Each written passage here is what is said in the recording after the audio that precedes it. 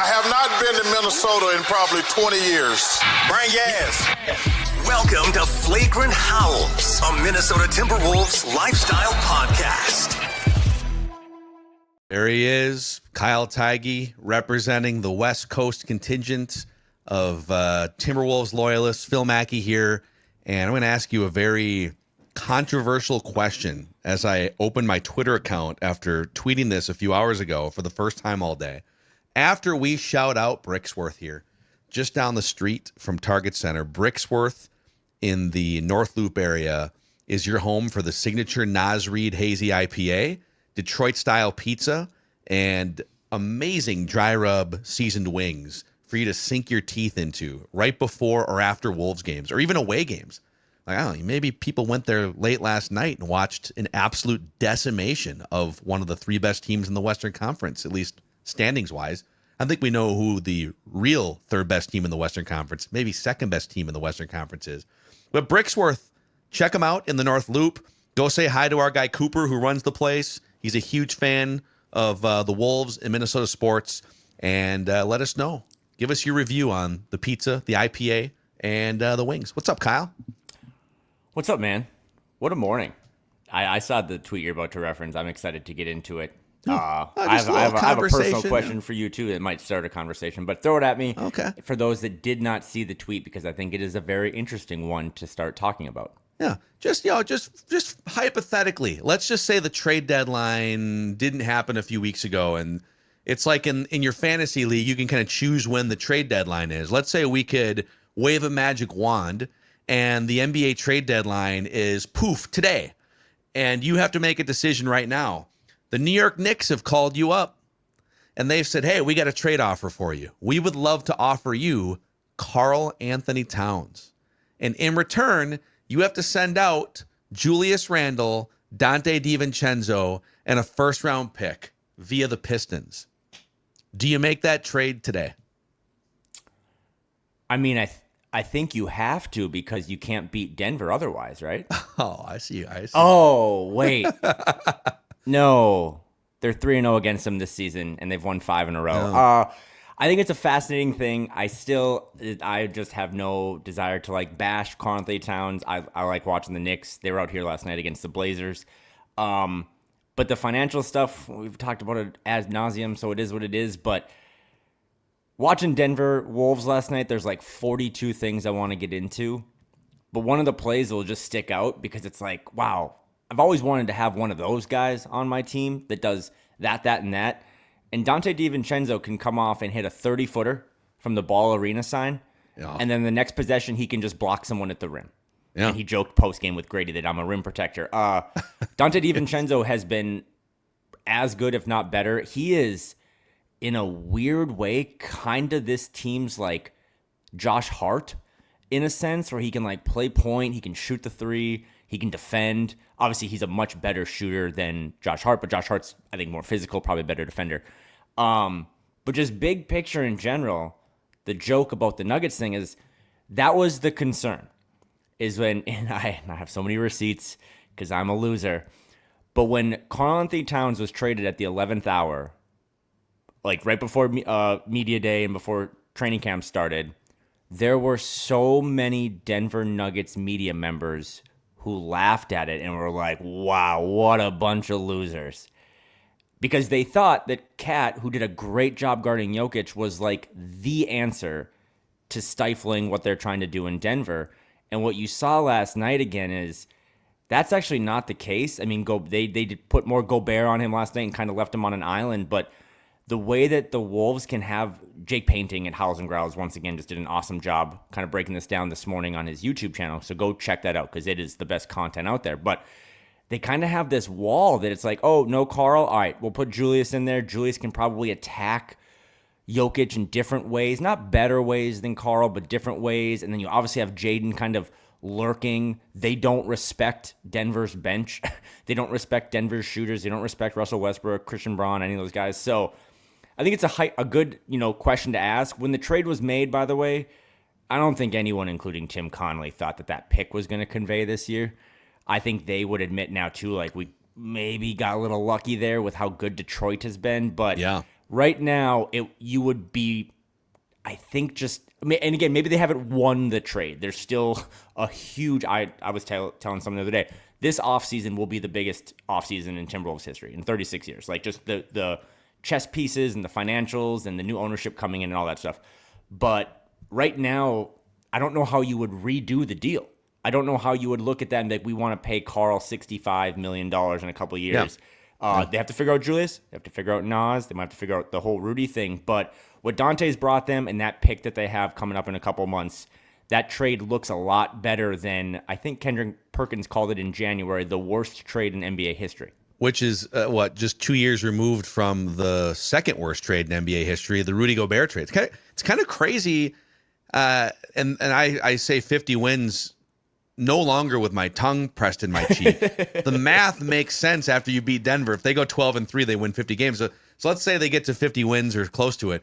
Pretty amazing how you can be a 50-ish win team, or the first year it was like, they won like 42. They were barely above 500. But to be a 50-plus win team 2 years in a row with such terrible trading and front officing and throwing away assets in the future and everything. But, again, I don't want to make this about, I think people know my opinions on the trade and the Karl stuff, but you undersold it with what you just said, which is no longer is it like we've gone from the worst trade in history to now it's like, I don't know if you'd reverse the trade. It would be foolish to reverse the trade. And I think we've gone so far in the progression of this trade where it makes sense for the next logical question to be, should you look to find space for Julius Randle on the 2025-26 Timberwolves? I'll throw that at you too. I legit don't think, like, seriously, no jokes here. I wonder if that question has been answered yet, or if that's one, because this happens all the time in all sports. But I wonder if the Julius decision, the question, the answer, whatever you want to call it, will be decided come playoff time. Because I'm at the front of this, but there's just a lot of people that were wrong about Julius Randle. I think some of it was what they asked him to do. I always think back to like night 2 against Sacramento when Ant was like, yeah, we all told Julius, like, do your thing and we'll fit around you. I think that was kind of misleading because he's much better. And, the offense sucked. Chris Finch's offense was terrible from basically Halloween to January 1st. So they kind of did need Julius to score a little more because no one was doing anything. But the best version of all of this is Julius Randle playing at like a hyper all-NBA Kyle Anderson level where he is. I mean, last night he was playing so decisively and so fast, but also physical and like kind of bullying even one of the biggest, strongest dudes in the league in Jokic. So it's going to be fascinating. I don't know if they know yet, though. I don't know if they know, if they make the Western Conference Finals again, I know they just did this, made the Western Conference Finals and traded a guy, but it's going to put a lot of pressure on them of how do you get away from this.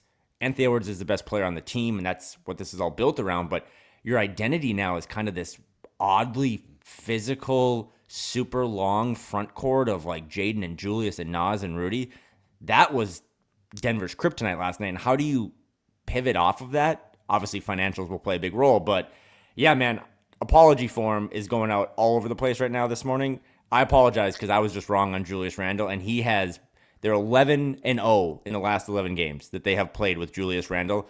He has been the perfect Batman? No, the perfect Robin to Ant's Batman. Some nights he is Batman. Yeah, some nights he is just Batman. He's like, watch him go get 14, 9, and 8 and play really good defense. He's just playing so fast.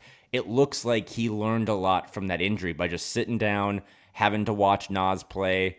Nas has struggled a little bit here and there, and Julius has stepped right in, and they just have a crazy, crazy loaded front court now that, as these games get grueling and we're in game, 68 and 70 and 72, just being more physical. Last night was crazy. That Denver team, some of it's mental now, but that Denver team just kind of like quit. And it's one game, and they've had some schedule stuff, and they didn't have Aaron Gordon, and that's a really big piece for them, but they just looked like we don't want to, like a fighter. Like we don't want to be in the ring anymore with these guys, and that's telling for sure.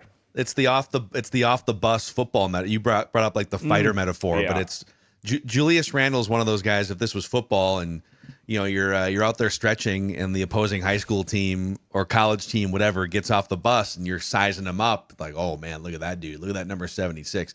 Julius Randle is kind of one of those guys. He's got that stoic to mean look on his face. He's jacked. He's not a guy to necessarily F around and find out with on the court. What do you make of one more thing kind of off the trade, since we're relitigating it with my trolling Twitter question here. So they traded one of the best shooting big men in the history of the NBA, and they got a really good shooter back, and Dante DiVincenzo plays a different position. And Julius Randle brings a much different skill set. He's not as efficient offensively as Karl. He's not going to hit the three-pointers at the same percentage. But the Wolves are up to 11th in offensive net rating now. They were 17th, I want to say, at the end of last season. So they've made a jump from like 16th or 17th or 18th to a fringe top 10 offense. They've gone back a little bit on the season defensively from being the number one defense in the NBA to, as of this morning, I believe they're sitting 7th in defensive net rating. But on the offensive side, what do you attribute? You say goodbye to Towns, and yet you leap up 6 or 7 spots in offensive net rating. What would your pie chart of praise be for that leap in offense? Just buying in more. I mean, how you feel about pie. More of this again with this whole Julius Randle, Kyle Anderson comp or whatever. Is just they're playing. I mean, you said how this team has turned it around by not really making any moves in season. I mean, this team that we're watching right now that I think a lot of people are bullish on.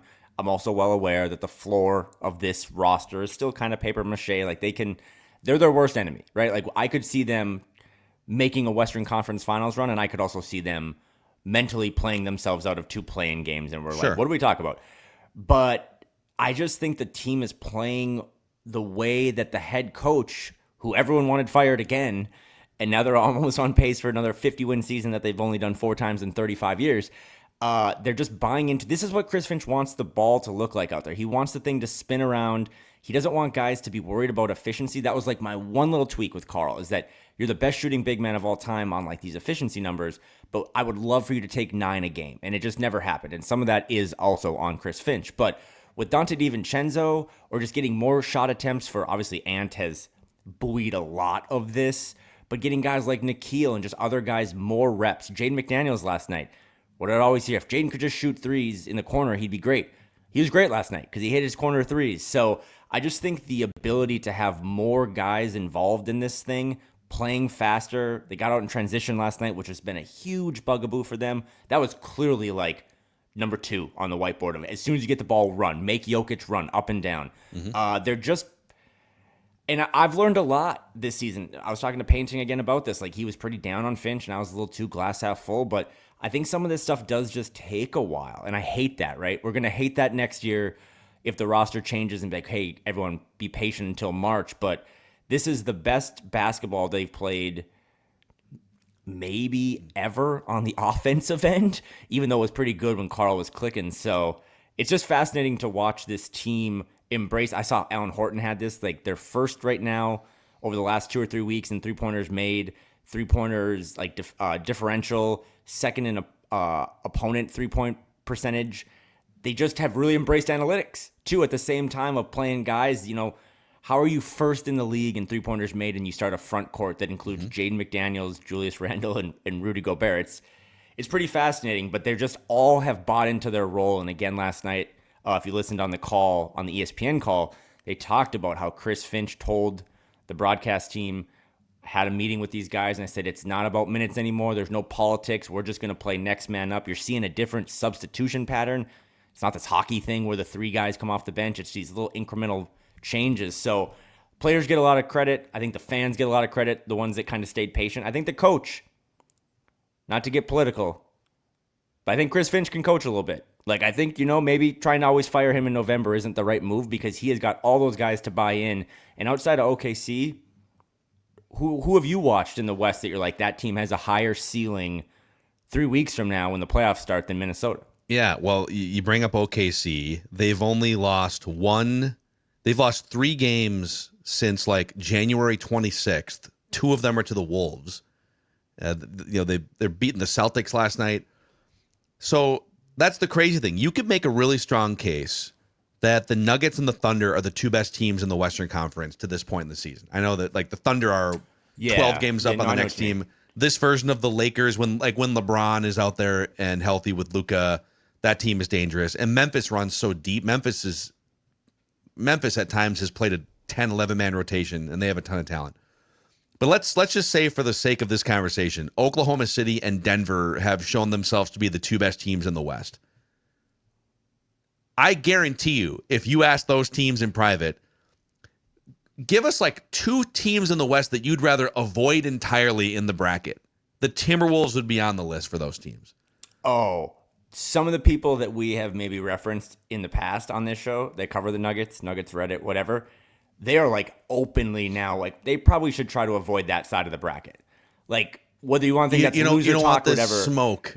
Like, that's crazy, man. Like, because you are the Nuggets, and I think, I'll tell you this much. I watched a lot of Nuggets games, but last night it reminded me, because it was perfect, right? You had OKC Boston in the first game on ESPN, and then you have Nuggets Wolves. I think Shea is so good at basketball. Nikola Jokic is my MVP. Agreed. Because some of the teammates that he has right now, I don't know how he does this. I don't know how he had 22 assists the other night. And again, no Aaron Gordon is huge. He is such a glue piece for them. But Jamal Murray at one point at half, like, when's the last time like Ant did that? Like, it's crazy to see some of the guys that I don't know how good they would be on other teams. And he kind of realized it early last night, Jokic, that I probably have to try to go for 50 to keep this thing competitive. I think he had 17 in the first quarter. He just didn't have, he showed up to a fight without a lot of backup, and that's kind of how it's been now. I mean, that's how they defend him. They say, hey, we'll probably just let you. Julius Randle had a great quote last night. He's like, I would rather have Jokic give me 40 than give me 30, 22, and 20. And that's kind of the best way to beat him, is like, hey, Jokic, we're going to make you score. We're going to make you shoot threes. You had 2 air balls in the first half, and we're just going to not really respect the other guys. And if Westbrook and Watson and Braun hit all these threes, we'll lose that way, but we're not going to lose by you dictating this fight. We're going to dictate this fight. And that's 5 fights in a row now where they have really not just won the fight. Like, it's not a decision, it's a knockout. And that's got to be something. If you're Denver, you're like, what do? We can't make any transactions. We might have to actually kind of standings watch a little bit and make sure that we avoid a Timberwolves team, by the way, who does deserve a lot of heat for the fact that we still wake up today and they're 7th. Because that's a good basketball team that's like, man, okay, that Heat loss in November, those Blazers losses, the Bucks, the Wizards, like, this team should have a chance to have a home court series in the first round, and the fact that they don't is why they do need to keep every game moving forward as serious and business-like. You see Ant last night, he dressed up for the game. That was crazy. I think they have to bring that mentality over the final 15 games because they still have work to do in the standings. There's some, Ant dressing business-like or whatever. You knew it was over. Yeah, immediately, like, oh my God, that guy's wearing a sweater? Good luck. He's not wearing slides and sweatpants. It's crazy. But there was some symbolism to that, in that, because a few minutes ago you brought up that, yes, I could envision too, on the high side, I could envision this team beating anyone, getting to the Western Conference Finals. I could even envision the best version of this team getting to the finals. Like, I think there's a world in which that exists, but they have this paper mache floor, as you characterized it. Is it fair to say that a big part of if there was a pie chart of blame for the paper mache floor, that Ant actually bears a large percentage of that, because there's certain games and certain nights where he's either disinterested, or he's hoisting bad shots, or he's inefficient in some way. And so I think the answer is yes on that. But I also think that goes away in the playoffs. Playoff Ant shows up in a sweater to game 1 against the Suns, Nuggets, Mavericks. I think he was hurt in that Mavericks series. But if we're going to get fully engaged, high-octane Anthony Edwards in the biggest games in the playoffs, this should be one of the favorites to come out of the Western Conference. If this is the version of the team that we're getting, that we see against Denver and Oklahoma City, and they are fully healthy, and DiVincenzo and Julius Randle are fully integrated, and you get the best, most engaged, high-octane version of Anthony Edwards, that's a really dangerous situation for the rest of the teams in the Western Conference. Last night was a great example of that, because they come out of the halftime a little longer halftime national TV game. In those first 4 minutes, Ant was just kind of mentally checked out. Maybe he just, whatever happened at halftime, whatever. He didn't have it for the first couple of minutes, and it got down to 5. And what did Finch do? Timeout. Who knows what happened in that huddle? And then they came out and they just kind of started bullying him again. And that to me is what I talk about, like face of the franchise or whatever. It's like the quarterback analogy in football. Your defense can play great and your special teams can pin them in the 10 a couple times. But like if your quarterback sucks or plays really poorly, you're not going to win that game or make a run. And with Ant, it's the same way. And if you go back and watch that game last night, there wasn't a lot of smiles. Like he really takes that matchup personally. I joke about the sweater, but it was businesslike in the sense he's like, I'm trying to, kind of reminded me of like the National Geographic videos you watch where like a lion is hunting a gazelle and they're Slow like motion. moving Yeah. like slow and their head is down. There's not a lot of fluff. He looked like a lion last night because the Nuggets have a title. I want to stress that. Like they've done what the Wolves are trying to do, but now that this team is fully healthy and stopped punching walls and breaking wrists, this is a real rivalry. And this is for now, we'll see what happens playoff time, but it's kind of a lopsided rivalry because not only is Minnesota winning these games, they're doing it in a fashion. It's like, what does Mike Malone do this morning with that film? Like, how do you break that down? You have a coaching staff, all coaches, Pablo and Micah and Chris, that like in the last couple of weeks, you saw them throw the perfect defense at Shai Gilgeous-Alexander to like lock him up. And now you're seeing other teams copy that. He's going to maybe win MVP. Last night, the way that they had like this triangle kind of wall with these two guys on the baseline to just keep spinning, revolving door against Jokic, who might win the MVP, and they kind of shut him down or what he wants to do because he wants to get his players involved. So it's fascinating. But again, I think you can be really excited and you can pull some receipts and you can be looking forward to this and buying in, but also frustrated that we should be talking about a team that I think they're 4 games out of the 2 seed.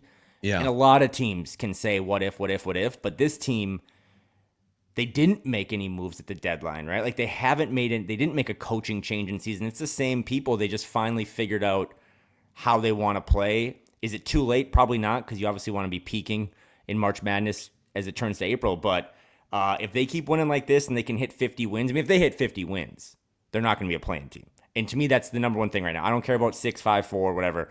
You just have to get out of that play-in game because over a series, I think the Timberwolves can beat anyone in the West. But a 1-game sample size, anything can happen. Yeah, they would. Yeah, right. It's kind of crazy that like the Clippers keep snooping around there right behind the Wolves. The Warriors have been, in fact, I think the Warriors are the team that I would be most concerned about. And I don't know that I guess there is a path. Like those two teams could keep climbing up to the 4-5 and face each other in the first. In fact, that's pretty realistic that both those teams pass the Rockets. But then the question is, can they pass either the Nuggets, Lakers, or Grizzlies together? And that would be that'd be a wild series. Jimmy Butler, Draymond Green, a lot of feelings if those two teams would match up in a first round series. If you're someone that needs to look at something every day just to like stay entertained, and you're tired of looking at Yahoo Finance, go look at the Western Conference standings every day. Because right now, I think a lot of people are starting to be like, okay, this team versus this team in the playoffs. I think it could be jostled like a snow globe. I saw the Lakers, I think, wake up today in 3rd. They're in 4th right now. And they have 6 games in 8 nights coming up. No LeBron, 3 sets of back-to-backs, and it's like Milwaukee, Denver, Phoenix, San Antonio, Denver, Milwaukee. I think half those games are on the road. They could be the 6th seed a week and a half from now if they don't get LeBron back. I just think there's a lot of movement still. The Warriors, to your point, the Jimmy Butler trade just rejuvenated Steph Curry. They're really dangerous. I don't know how they match up with Minnesota, but they just have a lot of toughness and perimeter defense. Moses Moody's been playing really well. So if you're the Wolves, though, again, I think this is Finch's message. I think this was Finch's message in Phoenix is we're not concerned about who we play. Like, we're more concerned about how do we come out and play. I still think the Timberwolves are their biggest own enemy, but, this is a real thing now. You wake up today and they have the longest winning streak in the Western Conference, and the schedule, when you were doing your 50-win thing, you had this as a loss, right? Mm-hmm. And now it's like, who is left on the schedule right now? A couple Indiana games that could be kind of frightful, but all they play is bad teams, and that's been a bugaboo in the past, but they've kind of learned how to beat those teams recently. And if that continues, they'll get out of the play-in. And that should be the number one whiteboard goal now, is like, we just have to make sure we solidify a top 6 seed, and whoever they put up against us will be ready for battle. Yeah, they have one more game against Denver. I think it's in Denver too. I think if it I'm is, not yeah. mistaken. It's in Denver on April 1st, TNT game. And they've got the 2 games against the Pacers, who are very formidable. But other than that, okay, there's at Milwaukee, at Memphis in April, and those teams are formidable too. Not that you couldn't lose to the Pelicans with Zion, and they beat the Clippers a couple nights ago, I want to say. So you got those back to back, but it's a lot of Utah's, New Orleans, Brooklyn, Orlando with injuries and whatnot. Great, real quick, back just one totally off topic, back to the MVP thing.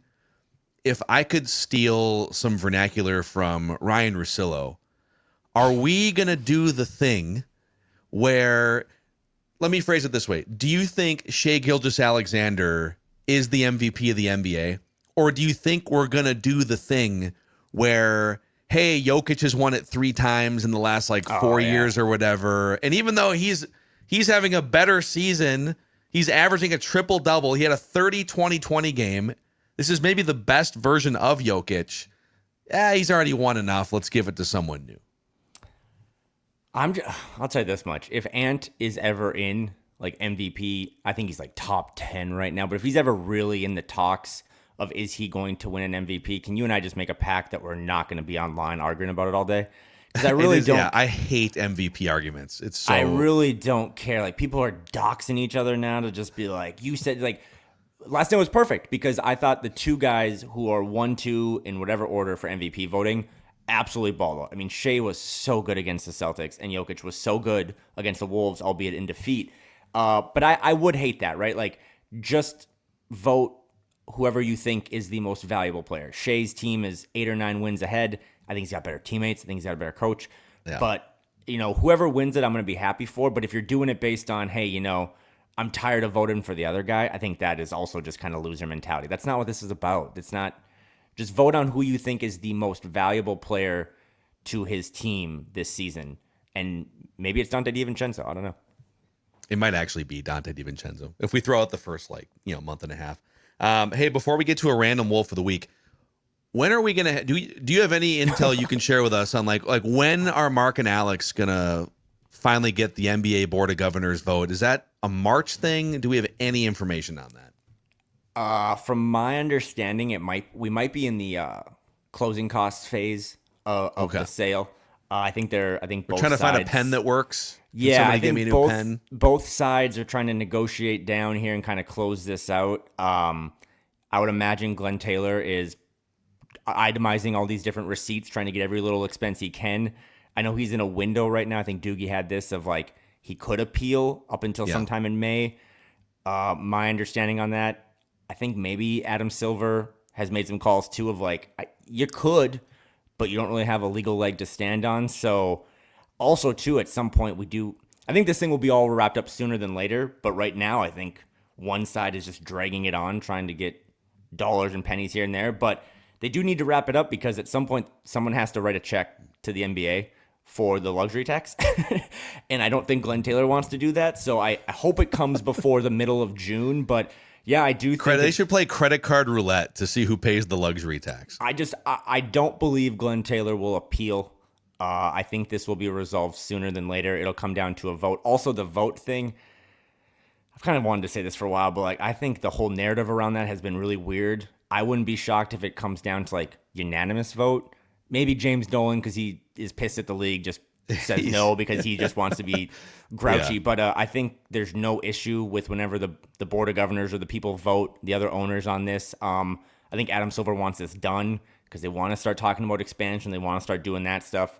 They don't want the Celtics sale to wrap up before the Timberwolves sale. So I don't think there's any hurdles in the way. I think representatives for Laurie and Rodriguez are itching to get this thing done so they can have a press conference and start telling people, this is what we want to do. This is the plan. I think there's some stadium talk, a Tim Conley extension, some bigger plans. And you do need to have that stuff figured out sooner or later because, again, it probably sounds like I've said this before, but I actually mean it this time. This summer, regardless of how far this team goes or doesn't go in the playoffs, is the biggest summer in franchise history because you have so many large moving pieces you need to figure out while also trying to figure out all this stuff off the court. So I'm hopeful we'll hear some good, positive final news in the next couple of weeks. But every time the Wolves beat the Nuggets, I always wake up the next morning fearing Glenn Taylor dropping a press release. So yeah, there's usually like a shoot around time, 5:15. The guys are taking the court. So I personally hope we can at least see it through the 4-year anniversary in April of the initial purchase agreement. So I'd love for them to all celebrate together. Maybe they can get together. Was it like April 24th? I don't know. Let's all get together in a room. It was March 29th, so 16 days from now when Dane and I did that podcast with them. So that would be the 4-year anniversary in my little calendar. But yeah, I think it's coming sooner than later. I'm not worried about a vote. I think Adam Silver and a lot of people behind the scenes are very much excited for the Laurie Rodriguez group to come in. And then we'll see what kind of changes come from that. But yeah, we got to get that done. And if you're getting $1.5 billion, can we just be good with it? Or do you need to get like 1.5000499? I want to know, is Glenn still going to go to games? Is he gonna be able to maintain his seats or other seats? That's what I want. I would imagine that's part of what's going on in the negotiations. Glenn, listen, we'll put you up first row of the upper deck, okay? Just right up there, super accessible. We'll let you sit at the barn. No, so it should be done, and then that'll tie into again, they right now have an opportunity where they might not have a president of basketball operations if they don't get this thing kind of resolved so they can extend him and figure all that stuff out. But it's a good time. I mean, just big picture with that kind of behind us and where this team is at now, despite the paper mache floor. Still, I think some of the critical comments and trolling or negativity and toxicity about this, I think it was actually valid. Like, this was a tough thing. People were pretty pissed about the Karl trade and when it happened. And I think the Karl trade is part of the reason, like the timing of it, of why this thing started so slowly. I think if the Karl trade happens last July, this team doesn't stutter out of the gates. So some of that falls on Tim and some of that falls on Finch. But if you're looking for a reason to buy in, or you're like, hey, it's getting lighter outside, like I want to have some fun.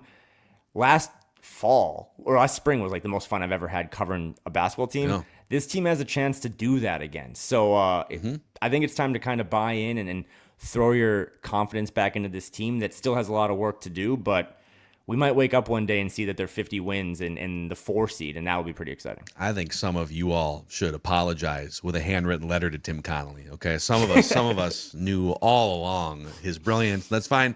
I'll take the high road. Let's talk about, before we get to Random Wolf of the Week here, Element Hotel, which is just steps away from Target Center. Great spot if you're coming in from out of town or you're looking to spend an evening or a weekend close to some of the great venues and restaurants in Minneapolis.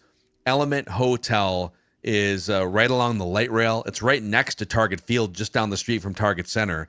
City views, bright natural lighting throughout the hotel and hotel rooms, and just a perfect spot. Maybe you're flying solo even, or you're bringing the whole crew along. It's also pet friendly, so bring your furry friends to Element Hotel. 15% room rate discount, scorenorth.com/element. That's scorenorth.com/element for a 15% room rate discount.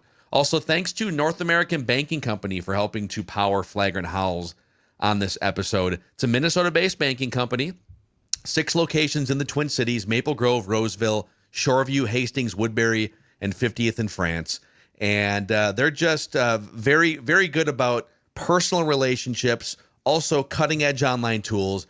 I've talked about on this podcast and others, my wife and I had we had a situation with a bank that shall go nameless that we really just needed to talk to a reliable human, and it was impossible, and the communication was ridiculous. And North American Banking Company, in my few months of experience, so much better at the personal relationships thing. So we appreciate their partnership here on Score North Podcast. If you'd like to find out more about how North American Banking Company can help you with either the basics or something bigger, like you're financing a new home, maybe a business that you're launching, nabankco.com/Mackey to learn more. That's nabankco.com/Mackey, member FDIC, equal housing lender. All right, let's bring him in here. Producer extraordinaire, Ross Brendel in the house with the Random Wolf of the Week, Howl. How are you doing? Woo! We need like a howl sounder. Yeah, we need some more sound. Maybe you can search through our database there, Ross, and see if we've got something we can use. It's like the only thing really loud. We got the football sounders. We even have Alex Rodriguez saying baseball. We got to get some. We need something similar. You got me thinking. We got to just get some like quotes or funny things from Horton. By the way, I haven't been on with you since he did it, but Alan Horton, did you just kick me out of the show?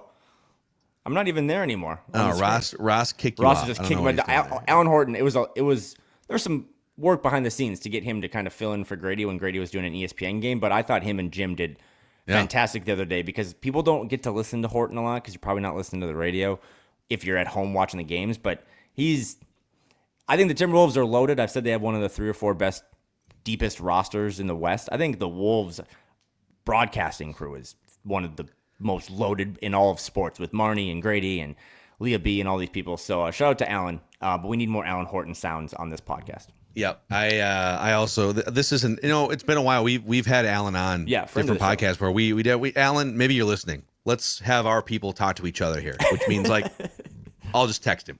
We'll figure it out. So here's how the random wolf of the week works here. Every single week, it's Kyle versus myself, and Ross puts together a tricky list of clues, and we get 3 guesses each plus a heat check guess. On the season so far, year 2, I've got a 7-5 lead on Kyle. The last handful of random wolves: Dennis Scott, John Thomas, Gary Trent, Anthony Peeler, and Nicola Skidishvili. All time, Kyle has a 27-19 lead on me. So big picture, Kyle still dominating, but year 2, I've got Kyle's number here. We'll see. First off, let me apologize for booting Kyle from the show. I have way too many keyboards in front of me. That's on me. I'll be better next time. Believe it or not, Phil, to your point, we do not have a good howl in the system here. I was just looking for one, and I'll put that on my to-do list for you. Okay. We'll find a good howl. We'll find one. So Ross is going to throw out some clues here, and we'll see who gets this one. Let's rock and roll. This is probably the best time to do this, but this is the alumni portion of the show, and I'd be remiss if I didn't just quick shout out condolences. Oliver Miller, former Timberwolf, passed away, and anytime that stuff happens, it's absolutely just heartbreaking. So condolences to the Miller family, but Oliver Miller might find his way into one of these things. Wait, did Kyle just nail the heat check right there? Yeah, Ross. Kyle did not nail the heat check. That was not my guess, but I was trying to be serious for a moment. But yeah, shout out to Oliver Miller's family. And Oliver Miller, man, he was a force in the 90s, man. Yeah. He was a force. He was a brick house or a house. He was more of a house, not a brick house. Only 54, so. Yep. Don't forget, gentlemen, you get a heat check after the first clue, which is this random wolf of the week last played in the 2021-2022 season. I also do love each and every week now. I'm starting to notice Kyle loves to take notes, but he never has his notes ready. He's always looking for something as we segue in. Right. It's always an envelope that I find on the floor. So thanks. Yeah, it's become one of my favorite parts of this bit. I'm just going to have like a 1 in 315 chance. Is it Alan Crabb? It is not Alan Crabb, and when I pull Alan Crabb, I'm going to be very upset, knowing that more than likely he will be your heat check guess. Man, I feel like this guy was long. I'm going to say Anthony Tolliver. Anthony Tolliver, I do not believe anybody's guessed him for a heat check, and I don't believe we've used him yet. And I can tell you, Phil, it's wrong. Oh. Cruel. Brutal. Timeline on that's probably right, though. I feel like he was. Oh, we'll see. We'll look him up later. We tried to bring him back too, didn't we? If I remember that story. He's had 2 stints with the Wolves. Okay. Yeah. By the way, awesome dude to cover and just one of those great kind of locker room and media guys. Just a good guy. Clue number 2, gentlemen. This random wolf of the week is a career 40.6% shooter from the field in the NBA. That's pretty bad. That's not very good. That's highly inefficient, especially in the modern NBA. I could see like in the 90s maybe. It's pretty brutal. When final scores of games were 86-81. Yeah, back in the good old days when the product was fun. Yeah. Speaking of fun in the background right now, I have the Tampa Bay Buccaneers creamsicle jerseys. That's fun to see. You going with a guess already, Phil? He's marinating. I can see it. I think I have one, but say it with your chest. I think you said 2021-22. Correct, and a 40.6% shooter in the NBA. This is wrong. I'm going to guess Austin Rivers. It is wrong. It is not Austin Rivers. All right, so I have Phil. one official incorrect guess. Phil is 0 for 1. This random Wolf of the Week last played in the NBA for the Orlando Magic.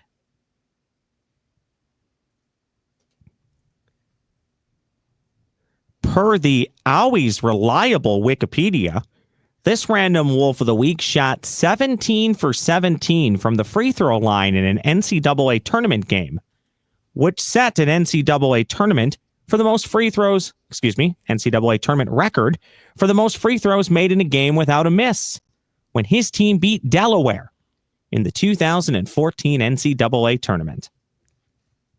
That was a word salad. I can attempt to read it again. No, I think we got the gist of it. I don't think I'm allowed to drive Really after good, listening to that really good college free throw shooter from like 10 years ago. Okay. Long story short, he went 17 for 17 in an NCAA tournament game from the free throw line. So awesome free throw shooter who oddly cannot make shots from the actual field. That's an interesting. Is it possible he just had a really nice day in the NCAA tournament? Could have. This random Wolf of the Week was a 2-time All Big Ten second team player.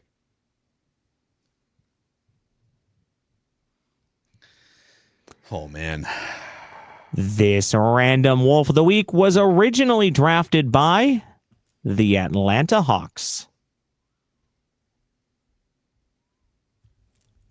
Gentlemen, you may or may not be happy to find out that this random Wolf of the Week played in 99 games for the Minnesota Timberwolves. 99 games with the Wolves. Would it be helpful to tell you guys, because I know Kyle eats, sleeps, and breathes basketball, that this random Wolf of the Week was the Greek League or a Greek League champion in 2018? No, he wasn't on the team. This random Wolf of the Week is 6 foot 10 inches tall. Okay. That's odd too. How are you 6'10" and shoot 40% from the field? That's probably why you're playing in Greece, huh? Yeah.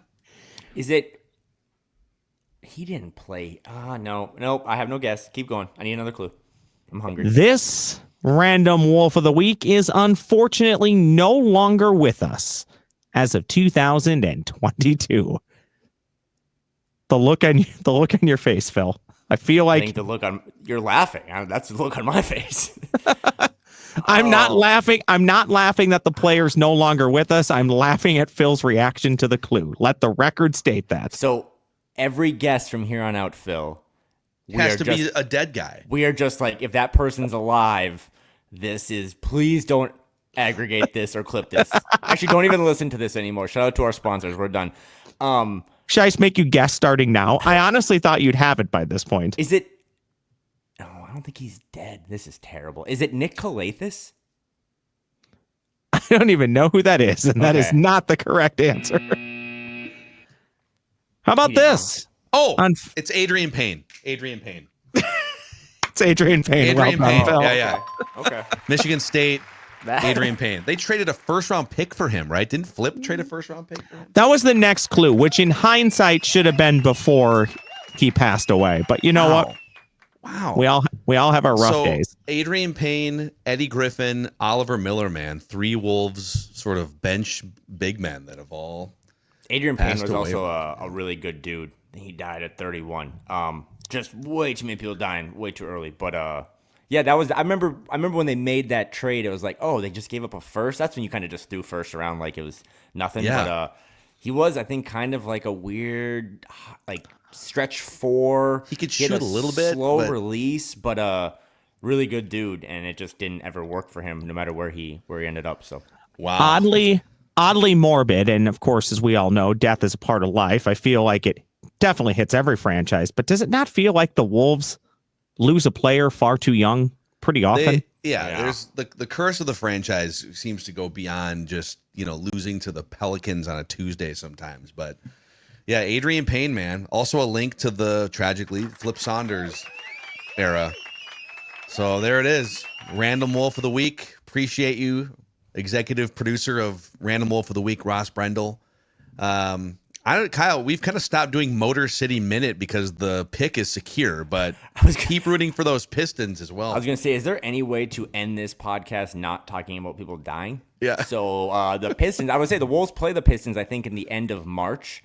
That'll be a fun home game, maybe a finals preview. But that Pistons team, they play hard. They're coached by JB Bickerstaff, not Chauncey Billups, for those of you that were confused by that. And they just play really tough basketball. And you might see a Pistons, Knicks, Cat, Cunningham first-round series in the Eastern Conference. So if you're looking for fun basketball that starts kind of early on the East Coast, check out a Pistons game. Look at that. See, we did end the show on a fairly high note there. He's Kyle, I'm Phil, and this is a Timberwolves lifestyle podcast.